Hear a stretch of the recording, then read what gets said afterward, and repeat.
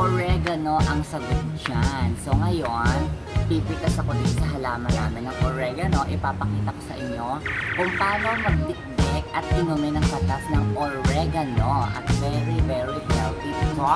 Okay? So ngayon, ito yung oregano namin. Oregano. Okay?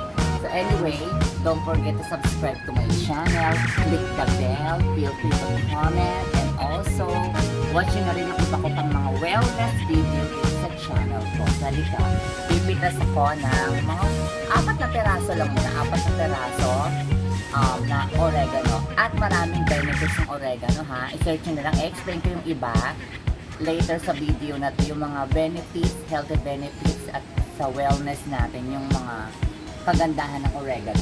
Okay? Eto. Pitas muna tayo mga 4. Pili tayo ng mga malalaki. Yan.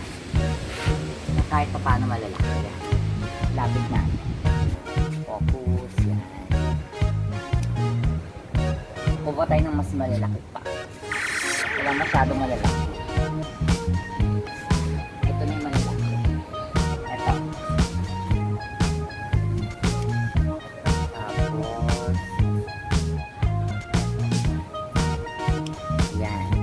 Ito mga 4. Okay. So ito, didiktikin natin ito. Grabe ang hangin dito. Mahangin. Ito 4 na piraso yan. Didiktikin natin yan.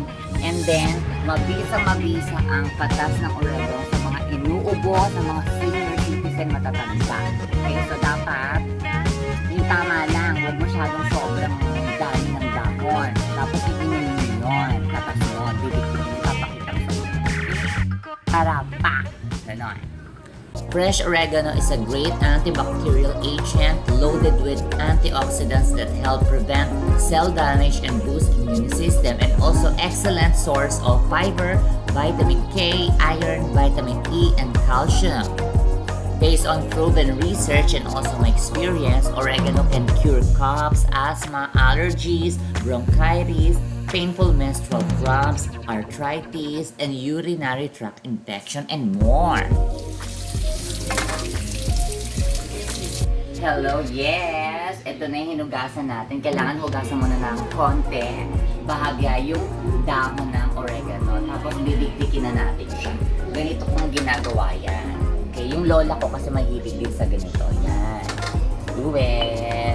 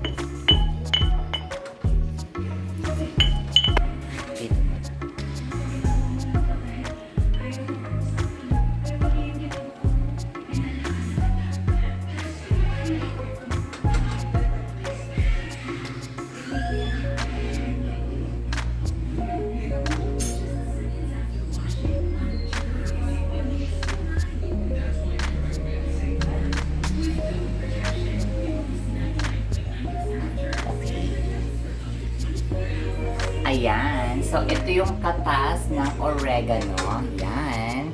Very healthy yan. So, direkta na yun. Wala nang hahaluin ng tubig. Hindi na inimix ng anything. Pagkapiga, yun ang iinumin natin. Like, katulad ngayon, medyo inuubo ko ng konti, tsaka ng konting sipon. Very good to effective. Ayan. Mapait siya, pero feel na feel mong healthy. Mapait, pero very effective and very good sa health. Okay? So, ngayon may natira pang konti, pwede pang inumin yun. So anyway, sana may natutunan kayo sa vlog ko this time. And also, don't forget to subscribe to my channel and watch nyo pa yung iba ko pang short videos. And also, my beautiful body. Joke lang. Yung mga iba ko pang videos, alright? Bye!